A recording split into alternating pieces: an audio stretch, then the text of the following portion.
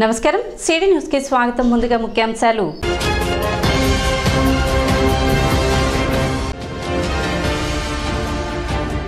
పట్టణంలో అత్యంత భక్తి శ్రద్ధలతో రంజాన్ పర్వదిన వేడుకలు.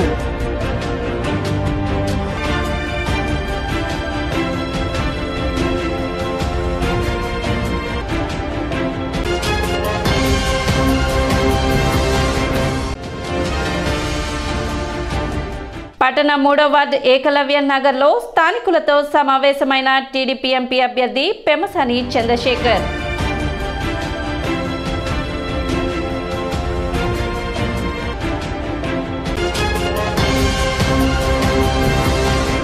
మాజీ ముఖ్యమంత్రి నారా చంద్రబాబు నాయుడు అక్రమ అరెస్టు విషయం తెలిసి కొలకలూరు గ్రామంలో గుండెపోటుతో మృతి చెందిన దాచేపల్లి శివరామయ్య కుటుంబాన్ని నారా భువనేశ్వరి గురువారం పరామర్శించారు. కుటుంబ సభ్యులను కలిసి ఆర్థిక సహాయం అందజేశారు. చంద్రబాబు తెచ్చిన పథకాలు ఆపేసి పేదల జీవితాల్లో అంధకారం చేసిన రాక్షసుడు జగన్ అంటూ విమర్శించారు. ఒక్క పరిశ్రమని రాష్ట్రానికి తీసుకురావాలి అంటే చాలా కష్టం. చంద్రబాబు మీద నమ్మకంతో వస్తే వాటిని అన్నిటినీ మూయించి వేసి ఇతర రాష్ట్రాలకు తరలిపోయేలా చేశారని వెల్లడించారు. హైకోర్టు తప్ప అన్ని తాకట్టు పెట్టి అప్పులు చేసి జేబుల్లో వేసుకొని తినేస్తున్నారంటూ ఎద్దేవా చేశారు. యువతను గంజాయికి అలవాటు చేసి వారి భవిష్యత్తు నాశనం చేస్తున్నారని, మీ భూములు ఉన్నాయో లేదో ఎప్పటికప్పుడు చూసుకోండి, లేకపోతే దోచుకుంటారని మండిపడ్డారు. చంద్రబాబు నాయుడు మీకోసం పోరాడారు, ప్రజల మనిషి, కార్యకర్తల కోసం జీవిస్తారని తెలిపారు. గతంలో చంద్రబాబుని కుటుంబం కోసం ఉండాలని అడ్డుకునేదాన్ని, కానీ నిజం గెలవాలి కార్యక్రమం తర్వాత నాకు అర్థమైంది, చంద్రబాబు మీకోసం మీకు పనిచేయాలి, మీకోసం చంద్రబాబు నాయుడిని వదిలేస్తున్నానని తెలిపారు. ప్రజలే చెయ్యి కలిపి ధైర్యంగా ముందుకు వెళ్ళాలి. రాష్ట్రం కోసం, రాష్ట్ర భవిష్యత్తు కోసం మంచి ప్రభుత్వం తీసుకురావాల్సిన బాధ్యత ప్రజలపై ఉందని, చంద్రబాబుతో కలిసి కురుక్షేత్రానికి సిద్ధమవ్వాలి, ఓటుతో యుద్ధ క్షేత్రంలో ముందుకు వెళ్లాలని తెలిపారు. కార్యక్రమంలో మాజీ మంత్రి ఆలపాటి రాజేంద్ర ప్రసాద్, మాజీ మహిళా కమిషన్ చైర్పర్సన్ రాజకుమారి, గుంటూరు ఎంపీ అభ్యర్థి పెమ్మసాని చంద్రశేఖర్, తెనాలి ఎన్డీఏ ఎమ్మెల్యే అభ్యర్థి నాదిండ్ల మనోహర్, నాయకులు, కార్యకర్తలు పాల్గొన్నారు.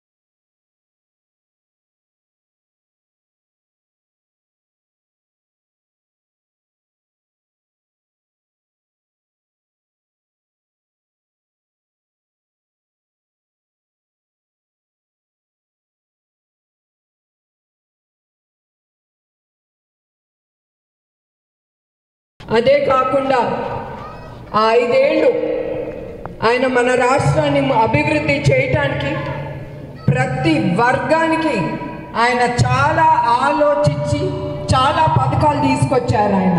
ఎందుకు తీసుకొచ్చారు? ఆ వర్గానికి ఏమి చేస్తే ఆ ప్రజలు సంతోషిస్తారు, అదే కాకుండా వాళ్ళు లబ్ధి పొందుతారు, దాంతోపాటు మన రాష్ట్రం కూడా అభివృద్ధి చెంది ముందుకెళ్తుందని, అదిను ప్రజలు సంతోషంగా ఉండాలని ఒక్కొక్క పథకం ఆయన ఆలోచించి అది ముందుకు తీసుకెళ్లారు. అట్లానే మీరు పోలవరం, అది మనం ఎప్పుడు మర్చిపోలేము. 72% అయ్యింది ఆయన సీఎంగా ఉన్నప్పుడు. దాని తర్వాత ఇప్పుడు వరకు దాన్ని పూర్తి చేయలేదు. అది అయ్యుంటే మనకి కరువు ఉండేదా కాదు, మన అన్నదాతలు వాళ్ళ భూములకి నీరు అనేది అందేది. ఏది చంద్రబాబు నాయుడు గారు తీసుకొచ్చారో ప్రతి పథకాన్ని ఆపేసి ప్రజలు, సరే తెలుగుదేశం కార్యకర్తల మీద వాళ్ళకి ఉండొచ్చు ఖర్చు, కానీ ప్రజల మీద ఏంటి వాళ్ళు చూపించేది? ప్రజల గురించి కూడా ఆలోచించకుండా అన్ని పథకాలు ఆపేసి వాళ్ళ జీవితాన్ని నాశనం చేసి అంధకారంలో పెట్టింది ఈ రాక్షస ప్రభుత్వం. ఈ 5 ఏళ్ళు ఏమైనా ఒక అభివృద్ధి తీసుకొచ్చిందా ఈ ప్రభుత్వం? మీరే చెప్పండి. అదే చంద్రబాబు నాయుడు గారు అయితే నా సొంత కళ్ళతో చూశాను. ఒక్క పరిశ్రమని రాష్ట్రానికి తీసుకురావాలంటే అది చాలా కష్టం. వాళ్ళని నమ్మించి తీసుకురావాలి. అన్ని పరిశ్రమలు 5 సంవత్సరాల్లో ముందుకొచ్చారంటే అది ఆయన మీద నమ్మకం. ఆయన ఒక హామీ ఇస్తారంటే ఆయన వెనక్కి వెళ్ళరని ఆ పరిశ్రమలు ముందుకొచ్చాయి. వాళ్ళ అన్ని ఎక్సెప్ట్ హైకోర్టు తప్ప, కోర్టు తప్ప అన్నీ తీసుకెళ్ళి తాకట్టు పెట్టి ఆ డబ్బు కూడా వాళ్ళు తినేస్తున్నారు. అన్నీ ఆపేయటం, అన్నీ వాళ్ళ పొట్టలు నింపుకోవటం, వాళ్ళ జోబులు నింపుకోవటం, వాళ్ళ బ్యాంక్ అకౌంట్లు నింపుకోవటం, లేదా ఆ డబ్బు ఇతర ప్రదేశాలకి రవాణా చేయటం. అదే చూసారు మీరు, గంజాయి, శాండ్ మాఫియా, కల్తీ మద్యం, ప్రతి ఒక్కటి వాళ్ళు ఇదే పని. గంజాయి యువకులకి అలవాటు చేస్తున్నారు. యువకులు మన దేశాన్ని ముందుకు తీసుకెళ్ళాలి, మన రాష్ట్రాన్ని. అట్లాంటి యువకుల్ని వాళ్ళ జీవితాన్ని నాశనం చేస్తున్నారు ఆ గంజాయికి అలవాటు చేసి. అది మళ్ళీ మన ఇంట్లో ఉండే ఆడబిడ్డలకి అలవాటు చేస్తున్నారు.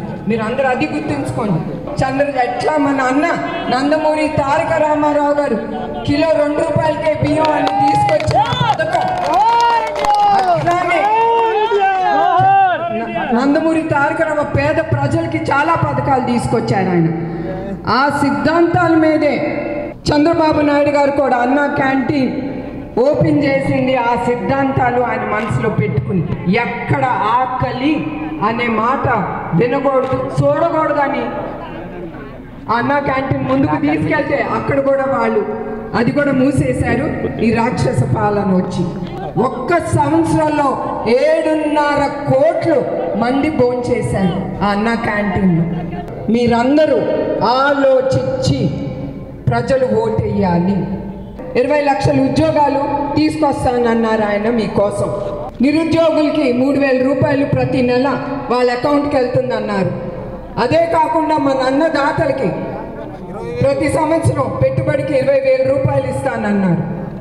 ప్రతి కుటుంబానికి 3 గ్యాస్ సిలిండర్ ఉచితం. తర్వాత ప్రతి ఆడబిడ్డకి 18 ఏళ్ళు వచ్చినామంటే ఆడబిడ్డ అకౌంట్కి ప్రతి నెల 1,500. అదే కాకుండా చదువుకునే ప్రతి బిడ్డకి 15,000 రూపాయలు ప్రతి సంవత్సరం ఆ బిడ్డల అకౌంట్కి వెళ్తుంది. 3,000 ఇచ్చే ఈ పెన్షన్ చంద్రబాబు నాయుడు గారు 4,000కి పెంచుతానన్నారు. ఇది ఒట్టి సూపర్ 6. కానీ ఆయన మళ్ళీ ప్రభుత్వం తీసుకొస్తారు, మీకోసం ఆయన పోరాడతారు. లోక్ సత్తా వ్యవస్థాపకులు జయప్రకాష్ నారాయణ ఉమ్మడి కూటమికి మద్దతు ప్రకటించిన క్రమంలో లోక్ సత్తా ఆంధ్ర రాష్ట్ర అధ్యక్షులు బి శెట్టి బాబ్జీ రాష్ట్ర వ్యాప్తంగా పర్యటనలో భాగంగా ముందుగా తెనాలిలో పర్యటించారు. ఈ సందర్భంగా పట్టణ జనసేన కార్యాలయంలో జనసేన పిఎస్సి చైర్మన్ నాదెండ్ల మనోహర్ ని కలిశారు. గత 15 సంవత్సరాలుగా జయప్రకాష్ నారాయణ లోక్ సత్తా ఉద్యమ సంస్థ ద్వారా పలు మార్పుల కోసం పనిచేశారని, జాతీయ స్థాయి నుంచి క్షేత్రస్థాయి వరకు వ్యవస్థలన్నీ కాపాడాల్సిన బాధ్యత మనపై ఉందని, పోరాటం చేసిన వ్యక్తి జయప్రకాష్ నారాయణ అని మనోహర్ తెలిపారు. జయప్రకాష్ నారాయణ పోరాట స్ఫూర్తి ప్రజాస్వామ్య విలువలకు ప్రాధాన్యత కల్పించే విధంగా ఉండేదని, గిరిజనుల కోసం పోరాటం చేసిన వ్యక్తి అని వైసీపీ విముక్త ఆంధ్రప్రదేశ్కి స్వచ్ఛందంగా నిలబడిన జయప్రకాష్ నారాయణకు ధన్యవాదాలు తెలిపారు. తెనాలి జనసేన పార్టీ కార్యాలయానికి ఆంధ్రప్రదేశ్ లోక్ సత్తా అధ్యక్షులు బాబ్జీ గారు రావడం చాలా అదృష్టంగా భావిస్తున్నాం. జయప్రకాష్ నారాయణ గారు స్థాపించిన లోక్ సత్తా మన రాష్ట్రంలోనే కాకుండా జాతీయ స్థాయిలో కూడా వ్యవస్థల్లో నిజాయితీగా పనిచేసే వ్యక్తుల్ని, అదేవిధంగా అటువంటి వ్యవస్థల్ని కాపాడాల్సిన బాధ్యత పౌరులదని, దానికోసం ప్రతి పౌరుడు ప్రతి ఓటరు కూడా ఎంతో బాధ్యతతోటి వ్యవహరించాలని గత 15 సంవత్సరాలు 20 సంవత్సరాల నుంచి జేపీ గారు చేస్తున్న ప్రయత్నాన్ని ఈ సందర్భంగా గుర్తుపెట్టుకోవాలి. జయప్రకాష్ నారాయణ గారు అనేక అంశాలపైన జాతీయ స్థాయిలో రాష్ట్ర స్థాయిలో ప్రత్యేకంగా మన ప్రాంతానికి ఉపయోగపడే విధంగా కొన్ని ప్రాజెక్టులపైన ప్రజల్లో ప్రజాస్వామ్యం విలువ పెంచే విధంగా ఆయన ఎంతో కృషి చేశారు. అదేవిధంగా చాలామందికి తెలియకపోవచ్చు కానీ బాబ్జీ గారు ఉత్తరాంధ్ర ఎదుర్కొన్న సమస్యలపైన, గిరిజనులు ప్రత్యేకంగా ఎదుర్కొన్న సమస్యలపైన ఎంతో లోతుగా విశ్లేషించి ప్రతి వేదిక పైన వాళ్ళ తరఫున పోరాటం చేస్తూ లోక్ సత్తాని ముందు తీసుకెళ్తున్న వ్యక్తి. సో ఆయన ఈరోజు మన తెనాలి కార్యాలయానికి రావడం, అదేవిధంగా ఒక 15 రోజుల క్రితం లోక్ సత్తా నిర్ణయం తీసుకుని Bharatiya Janata party, Telugu Desam party, Janasena party కలిపి ఒక కూటమిగా ఏర్పడిన తర్వాత పూర్తి మద్దతు ప్రకటించినందుకు జయప్రకాష్ నారాయణ గారికి, లోక్ సత్తాకి మనస్ఫూర్తిగా నేను మా పార్టీ తరఫున ధన్యవాదాలు తెలుపుకుంటున్నాను. ఈరోజు తెనాలి రావటం, ముఖ్యంగా ఈ రాష్ట్ర రాజకీయాల్లో కీలకమైనటువంటి వ్యక్తి, యువతను నడిపించడానికి గొప్ప మార్గదర్శకులు జయప్రకాష్ నారాయణ గారు. అట్లాగే రాష్ట్ర రాజకీయాల్లో జనసేన పార్టీ ద్వారా లక్షలాది మంది యువతకి ఇన్స్పైర్ అయినటువంటి పవన్ కళ్యాణ్ గారు, నాదెండ్ల మనోహర్ గారు, వీళ్ళందరితో కలిసి పనిచేసే అవకాశం కల్పించిన జయప్రకాష్ నారాయణ గారికి, అట్లాగే తెనాలి ఈరోజు రావడానికి వెనక కారణం జయప్రకాష్ నారాయణ గారు ఈ రాష్ట్ర విముక్త ఆంధ్రప్రదేశ్ అంటే వైసీపీ నుంచి పంపించాలి, లేకపోతే కొత్త భవిష్యత్తు కావాలి, పరిశ్రమలు రావాలి, ఈ రాష్ట్రంలో సంక్షోభంలో కూరుకుపోయిన రాష్ట్రాన్ని మరి బ్రహ్మాండమైనటువంటి పరిస్థితికి తీసుకురావాలనే ఉద్దేశంతో జయప్రకాష్ నారాయణ గారు మద్దతు పలికారు కూటమికి. అందులో భాగంగా నేను మొదటిసారి పార్టీ రాష్ట్ర అధ్యక్షుడిగా నాకు అత్యంత ఆత్మీయులు, చాలా ఇష్టమైనటువంటి వ్యక్తి మరి నాదెండ్ల మనోహర్ గారు పోటీ చేస్తున్నటువంటి తెనాలి రావడం జరిగింది. ఇప్పుడు ఒక చిన్న విరామం.